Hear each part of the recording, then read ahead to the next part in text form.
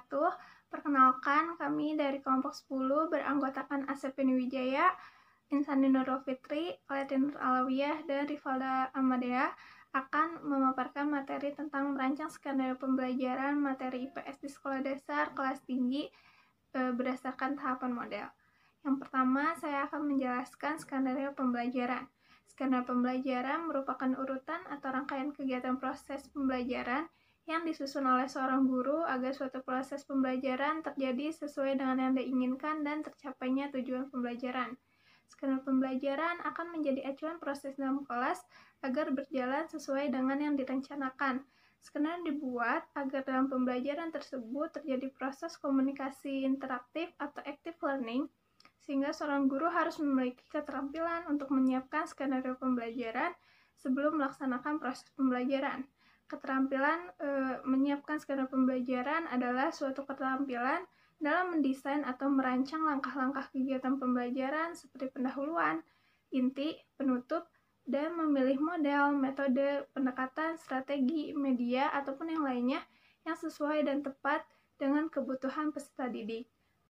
Selanjutnya, saya akan menjelaskan model-model pembelajaran yang dapat digunakan untuk pembelajaran IPS di SD kelas tinggi.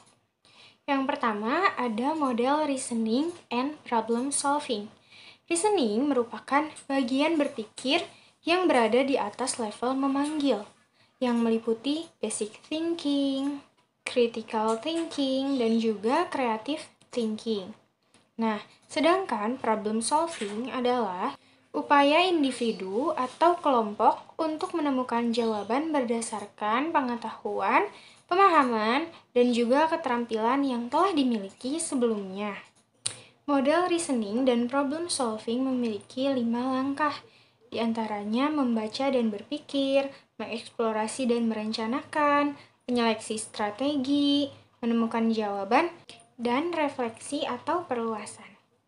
Pada model pembelajaran ini, guru itu berperan sebagai konselor, konsultan, sumber kritik yang konstruktif, fasilitator, dan pemikir tingkat tinggi. Model pembelajaran ini melatih peserta didik menghadapi berbagai masalah, baik pribadi ataupun perorangan maupun kelompok, untuk dipecahkan sendiri ataupun bersama-sama. Yang kedua adalah model inquiry training. Inquiry berkaitan dengan masalah dan penelitian untuk menjawab suatu masalah. Model ini berorientasi pada latihan meneliti dan mempertanyakan. Istilah lainnya, pemecahan masalah, berpikir reflektif, atau discovery. Pada model pembelajaran ini, menuntut peserta didik menampilkan kemampuan intelektualnya agar ide atau pemikirannya dapat dipahami. Model pembelajaran ini berpusat kepada siswa daripada kepada guru. Kemudian, sarana pembelajaran yang diperlukan adalah berupa materi konfrontatif yang mampu membangkitkan proses intelektual, strategi penelitian, dan masalah yang menantang peserta didik untuk melakukan penelitian. Yang ketiga adalah model problem-based instruction. Model ini adalah model pembelajaran yang berlandaskan paham konstruktivistik yang mengakomodasi keterlibatan peserta didik dalam belajar dan pemecahan masalah otentik. Selanjutnya, yang keempat adalah model pembelajaran kooperatif, di mana kooperatif ini merupakan bentuk pembelajaran dengan cara siswa belajar dan bekerja dalam kelompok-kelompok kecil secara kolaboratif, yang anggotanya terdiri dari 4-6 orang. Karakteristik dari kooperatif ini yaitu pembelajarannya secara tim, kemudian didasarkan kepada manajemen kooperatif yang memiliki fungsi perencanaan, organisasi, pelaksanaan, dan kontrol, serta kemauan dan keterampilan untuk bekerja sama. Nah, prinsip-prinsip pembelajaran kooperatif menurut Roger dan David Johnson diantaranya adalah prinsip ketergantungan positif, di mana keberhasilan dalam penyelesaian tugas tergantung pada usaha yang dilakukan oleh kelompok tersebut. Yang kedua, tanggung jawab perseorangan, di mana keberhasilan kelompok sangat tergantung dari masing-masing anggota kelompoknya. Yang ketiga, interaksi tatap muka, yaitu memberikan kesempatan yang luas kepada seluruh anggota kelompok Untuk bertatap muka, saling memberikan pendapat, melakukan interaksi dan diskusi, untuk saling memberi dan menerima informasi dari anggota kelompok lain. Yang keempat adalah partisipasi dan komunikasi, yaitu melatih siswa untuk dapat berpartisipasi aktif dan berkomunikasi dalam kegiatan pembelajaran. Selanjutnya, evaluasi proses kelompok, yaitu menjadwalkan waktu khusus bagi kelompok untuk mengevaluasi proses kerja kelompok dan hasil kerjasama mereka, agar selanjutnya dapat bekerja sama lebih efektif. Adapun prosedur dan langkah-langkah pembelajaran kooperatif, yaitu penjelasan materi, belajar kelompok, penilaian, dan juga pemberian penghargaan. Selanjutnya ada model pembelajaran konseptual yang melibatkan 7 utama pembelajaran efektif, yaitu konstruktivis, bertanya, menemukan, masyarakat belajar, pemodelan, refleksi, dan penilaian sebenarnya. Yang keenam ada model inquiry sosial. Model ini menghubungkan inquiry dengan pengembangan kemampuan peserta didik untuk menemukan dan merefleksikan sifat kehidupan sosial, terutama sebagai latihan hidup sendiri dan langsung dalam masyarakat. Guru berperan sebagai reflektor dan pembimbing, yaitu memberikan bantuan kepada peserta didik dalam menjelaskan kedudukan mereka dalam proses belajarnya. Yang ketujuh, ada model pembelajaran pengambilan keputusan. Nah, model ini dikhususkan untuk pembelajaran IPS. Konsep model ini berkaitan dengan kemampuan berpikir tentang alternatif pilihan yang tersedia, menimbang fakta dan bukti yang ada, dan juga mempertimbangkan tentang nilai pribadi dan masyarakat. Apabila peserta didik dihadapkan dengan pilihan-pilihan tersebut, maka kemungkinan jawaban yang muncul adalah pilihan yang tepat atau pilihan yang tidak tepat. Kemampuan seseorang dalam pengambilan keputusan tidaklah muncul dengan sendirinya. Pengambilan keputusan adalah suatu keterampilan yang harus dibina dan dilatihkan. Maka model pembelajaran ini merupakan alternatif bagi para guru dan calon guru untuk membina profesionalisme dalam proses belajar mengajar. Menurut Banks, sedikitnya ada 2 syarat untuk melaksanakan model pembelajaran pengambilan keputusan. Yang pertama, pengetahuan sosial, dan yang kedua, metode atau cara mencapai pengetahuan itu sendiri. Sekian penjelasan dari saya, selanjutnya akan dilanjutkan oleh rekan saya, Rivalda. Kemudian, langkah-langkah pembuatan skenario pembelajaran berdasarkan model pembelajaran kooperatif. Terdapat beberapa langkah kerja dalam menyiapkan skenario pembelajaran, diantaranya yang pertama, pelajari LKS yang akan digunakan oleh siswa guna mengetahui materi, apa yang akan dipelajari, dan dengan cara bagaimana guru memfasilitasi peserta didik. Yang kedua, tentukan waktu, peralatan, atau alat bantu yang akan digunakan dalam pembelajaran. Yang ketiga, tulis langkah-langkah yang akan dilakukan dalam proses pembelajaran sesuai dengan tahapan pembelajaran yang akan direncanakan. Yang keempat, langkah-langkah pembelajaran ditulis secara lengkap sesuai dengan model yang ditentukan. Dalam model kooperatif, tahapan yang harus dilalui yakni memaparkan materi pelajaran sebelum siswa belajar dengan kelompok sebagai pemahaman awal siswa terhadap pokok materi bahasan. Selanjutnya, siswa bekerja dalam kelompok yang sudah ditentukan. Penilaian dalam pembelajaran kooperatif bisa dilakukan melalui tes atau kuis yang dilakukan secara individu atau berkelompok. Terakhir, pemberian penghargaan sebagai bentuk menghargai upaya maupun hasil belajar individu dan kelompok. Yang kelima, tuliskan rencana penilaian terhadap kegiatan baik penilaian individu maupun penilaian kelompok.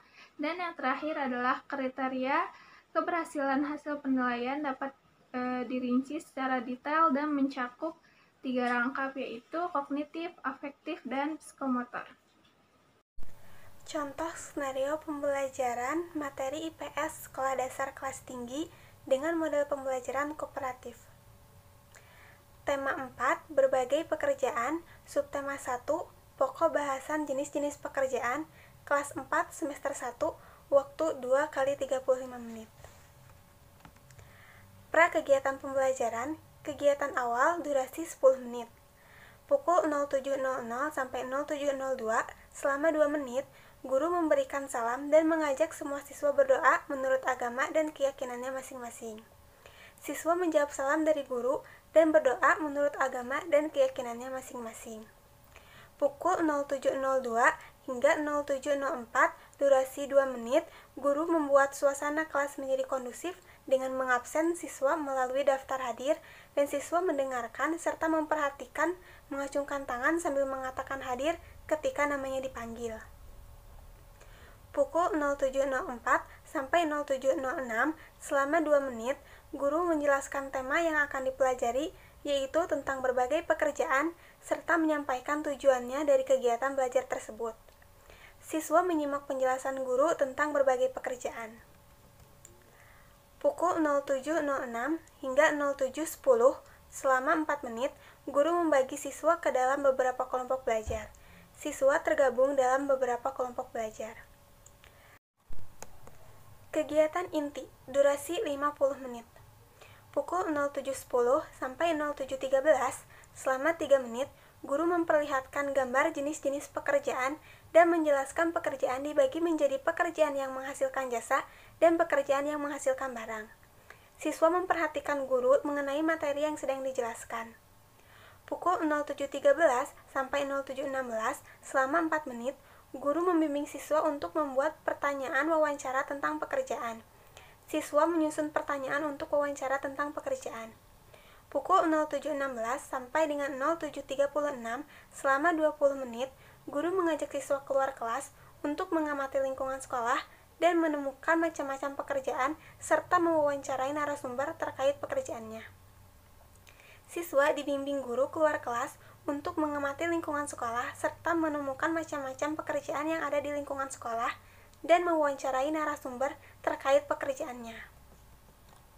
Pukul 07.36 sampai dengan 07.54, selama 15 menit, guru membawa siswa kembali masuk ke dalam kelas dan mengajak siswa mendiskusikan jenis pekerjaan yang menghasilkan barang dan jenis pekerjaan yang menghasilkan jasa, beserta dengan alasannya dan mempresentasikannya.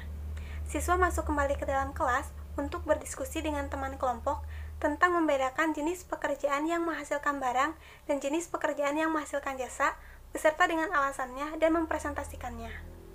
Pukul 07.54 sampai 08.02, guru memberikan lembar kerja siswa untuk dikerjakan oleh siswa secara mandiri. Siswa mengerjakan LKS yang diberikan guru dengan kondusif. Kegiatan akhir, durasi 8 menit.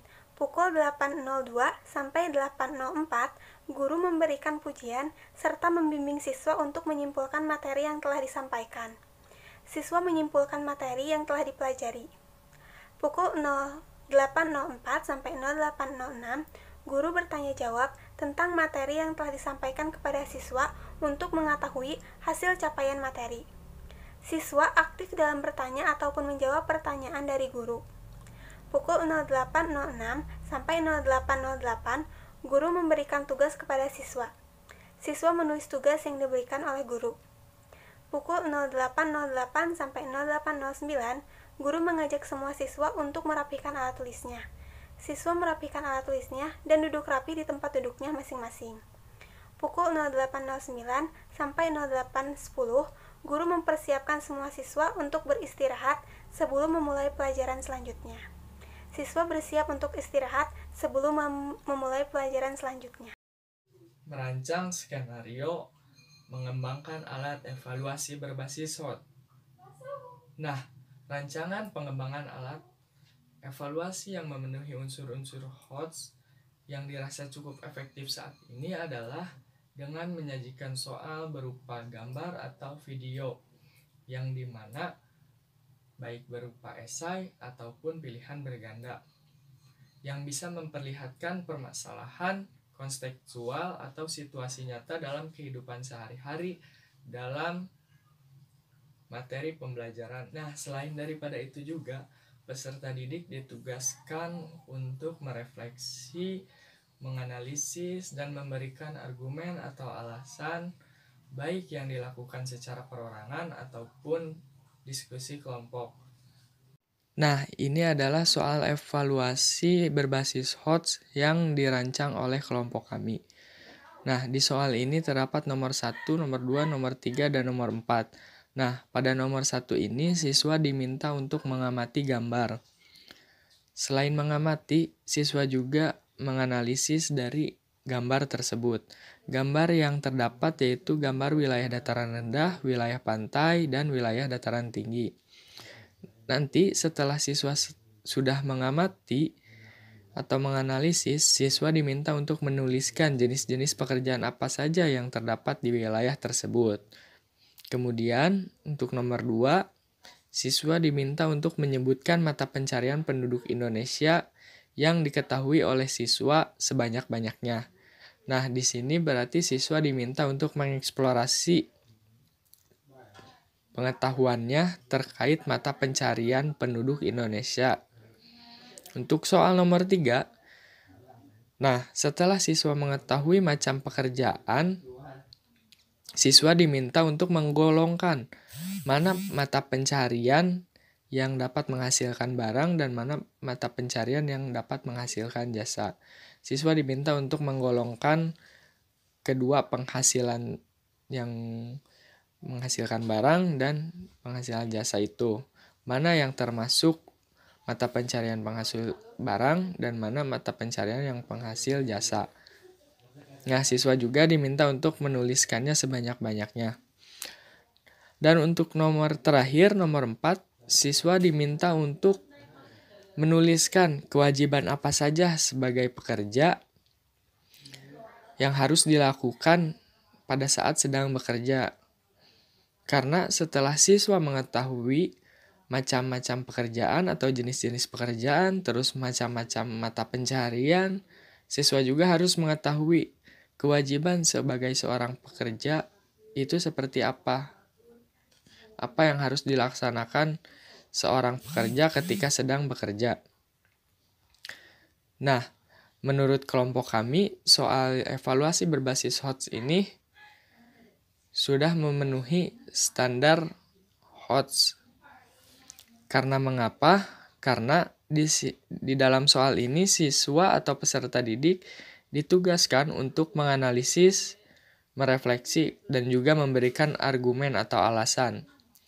Maka dari itu, kelompok kami menyatakan bahwa soal yang kelompok kami rancang ini sudah termasuk ke dalam alat evaluasi berbasis HOTS.